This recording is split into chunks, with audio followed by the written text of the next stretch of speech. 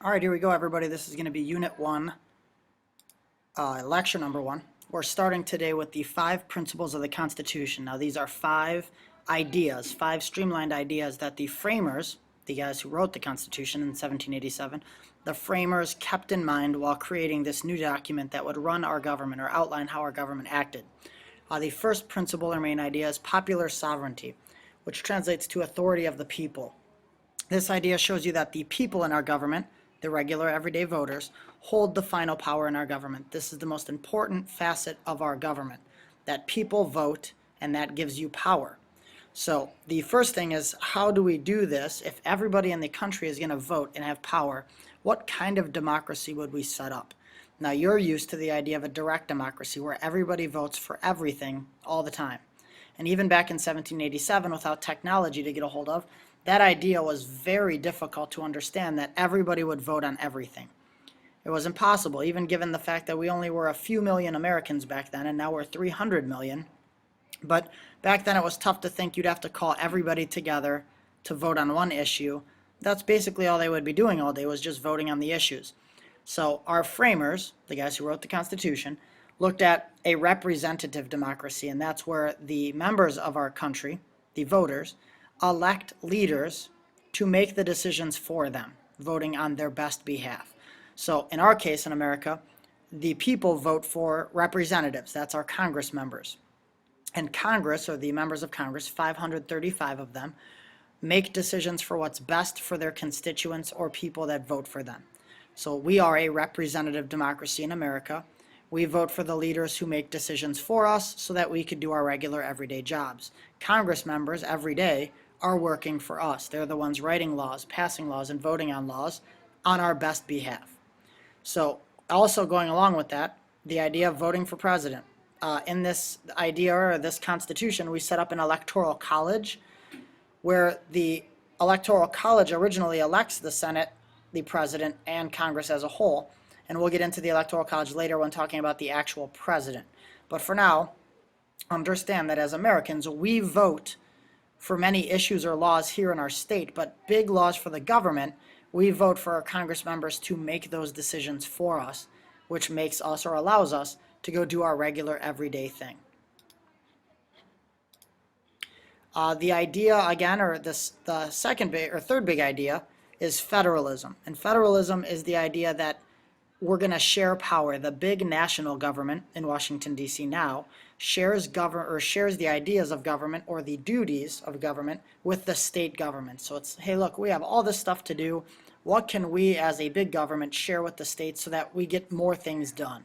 Number one with federalism is that the framers thought it would keep the national government from abusing its power. We come from an area, or we come from a government where the king was in charge all the time and he made all the powers, and now we're doing this radical reconstruction where we have a new government that listens to the people for once. So we have the division of power set up, which is number 2. And if you look, I give you a nice little chart down here which shows you federalism, or how the powers are divided. You have delegated powers over here. That's what the national government does. It declares war, negotiates treaties, issues money, regulates commerce or trade, and maintains the military. So if you look at our armed forces, they are for the entire country. Here in the country with our National Guard, or outside the country, which is our armed forces. That's what the national government does. They declare war, they do all those things. The states don't have to do that. It's all or nothing. All 50 states agree to do these things or not. Same thing with our money. Our money is the same in every state you go to. That's because it's a delegated power. The concurrent powers, the powers that are shared by the states and the federal government, are levying taxes. When you guys get older and you notice taxes, the taxes are shared. The state taxes you as well as the federal government.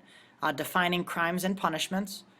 If you're breaking a law, it may be different in each state, so then the national government tries you. If it's a federal law, for instance, you might have to go to the federal court in Painesville for us here. But if you just steal something from the mall, that's going to be something that the states or that the city just does. So again, the difference between the federal government and the states' governments here in a smaller setting. It also determines voting qualifications and borrows money. So again, those are things that either the state or national government can do. They share those powers. Concurrent meaning sharing. Reserved powers are last. These are powers that are stated in the Constitution that will be set aside or reserved for the states to do. Regulating education. You guys get a state report card for your schools. We get a state curriculum from the state of Ohio of here's what I have to teach you in 8th grade history course. It also grants licenses. So when you go to get your license for driving, you get an Ohio driving license, which is good in all 50 states, but it's from the state of Ohio. Same thing with getting married. You get a marriage license from the state of Ohio, not in all 50 states. The federal government doesn't want to worry about whether or not I got married to my wife now, years ago. They want to know, like here at the state level, they're going to check my background so I can get that license. Same thing with providing police and fire. It's not a national thing that we have police and fire. It's up to the states and the cities to do that.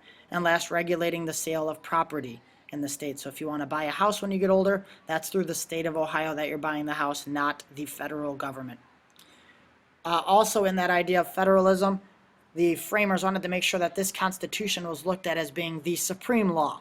So in the Constitution, one of the articles that it set up actually states that the U.S. Constitution is the supreme law of the land, that there may be state constitutions written, but the national Constitution trumps all of that, and it is on top of all of those. It is the supreme law.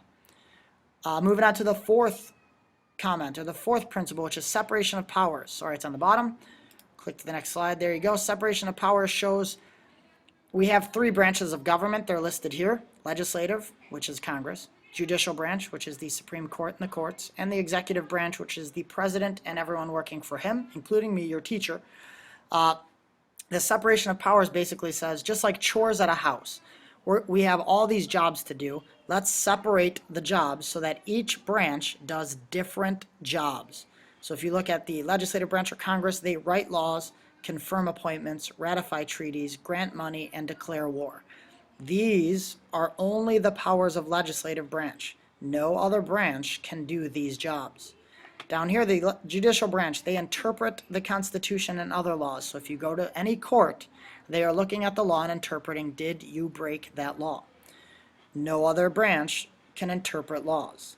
If you go over here to the executive branch, the president and everyone working for him, they propose laws. They don't write them, they propose them. They administer the law or carry them out, which is why the police are part of the executive branch. They command the armed forces and appoint ambassadors for the country. So again, these are powers that only the branch has. Just like chores at your house. If your parents have more than one kid, you separate the chores so that you get all the chores done. You won't say, well, I have 3 kids, I'm going to give all 3 kids the same jobs. Everybody would argue over who does what, and chances are the biggest, strongest kid is going to take no job and give the other kids all the jobs. So our government did that in order to not have any branch abuse its power or not have any branch get too powerful. So they set up separation of powers. Now checks and balances fits in that system. Those are the arrows going back and forth. Now each branch can stop the other branch from working. Each branch, if the president thinks that the legislative branch is writing an illegal law, the president can veto the law, which says right there, may veto bills. And that's the president telling the legislative branch, you cannot write that law, that's not correct. Same thing with the judicial branch. If a law is written by the Congress, it goes to the president and he signs it. The Supreme Court can step in and say that court or that law is unconstitutional and it trumps both these branches and cancels it out. So if you look at the arrows going back and forth, or you find this in your textbook or a sheet I may print out for you later, all the different checks and balances are in the arrows where each branch can stop the other branch from working. Hopefully that's the last slide I have, so hopefully you are all caught up and done and you understand that. Any questions you may have, please write them down or bring them in to me for tomorrow. Make sure to print out the PowerPoint if you need to help you understand the main important things that are bolded and underlined. Enjoy your night.